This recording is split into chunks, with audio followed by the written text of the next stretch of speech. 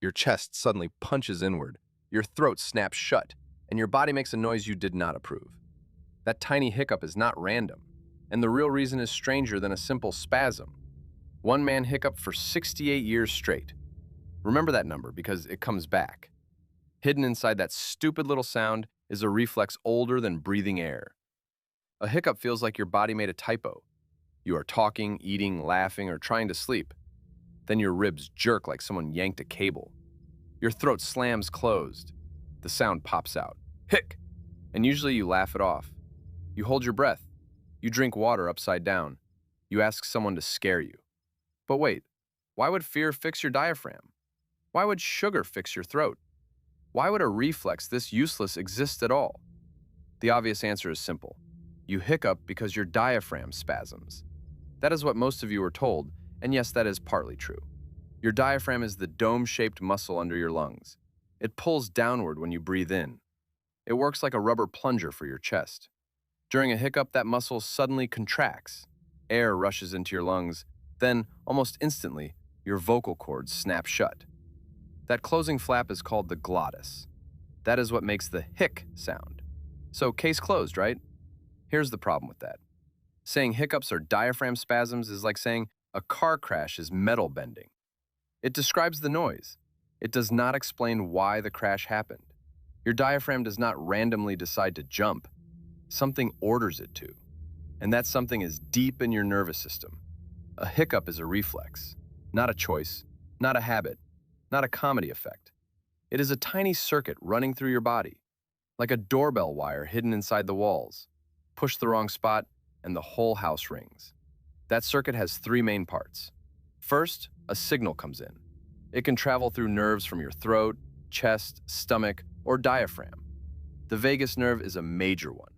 So is the phrenic nerve. Remember those names loosely. They're the wires to the doorbell. Then the signal reaches your brainstem. That is the old, automatic part of your brain. It handles breathing, swallowing, heart rate, and other things you would die forgetting. Finally, the brainstem fires signals back out. Your diaphragm jerks, your throat closes, the hiccup happens. But here's where it gets weird. The trigger can be ridiculously small. You eat too fast, your stomach stretches.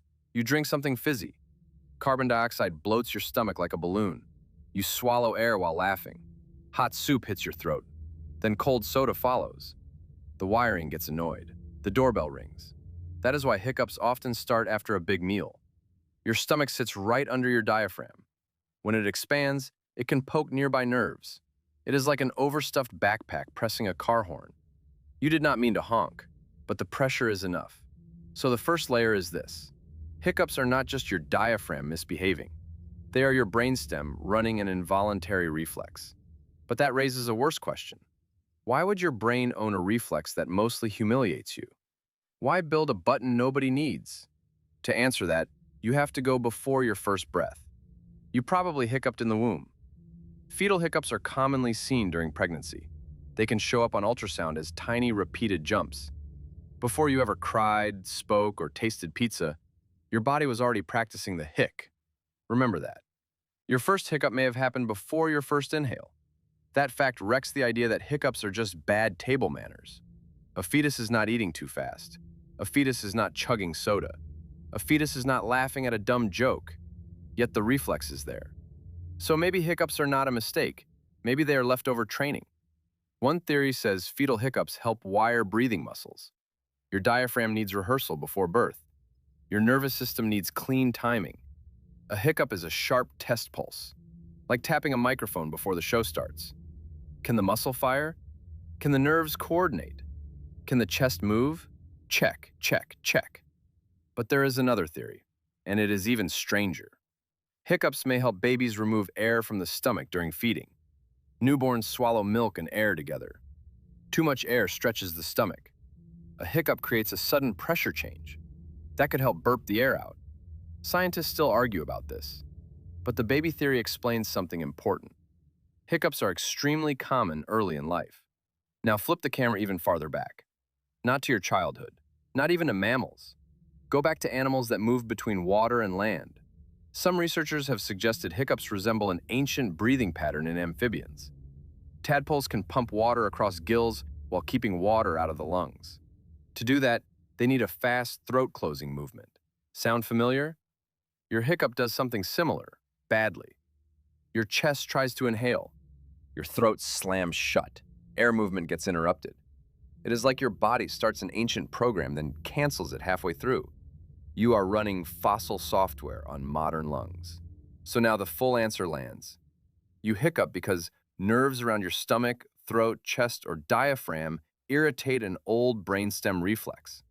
That reflex makes your diaphragm inhale suddenly. Then it snaps your glottis shut. The sound is the collision. The reason it exists is probably not one reason. It may train breathing before birth. It may help babies burp, and it may be built from an ancient throat-closing pattern older than human lungs. That is why hiccups feel so pointless. They are not designed for adult you. They are leftovers from baby you, maybe even amphibian you. Your body kept the reflex because it was useful somewhere sometime. Now it mostly shows up when you eat tacos too fast. But here's the part nobody talks about. Most hiccups vanish in minutes. Persistent hiccups last more than 48 hours. Intractable hiccups can last longer than a month. And when that happens, hiccups stop being funny. They become a medical alarm. Because the hiccup circuit passes through important places.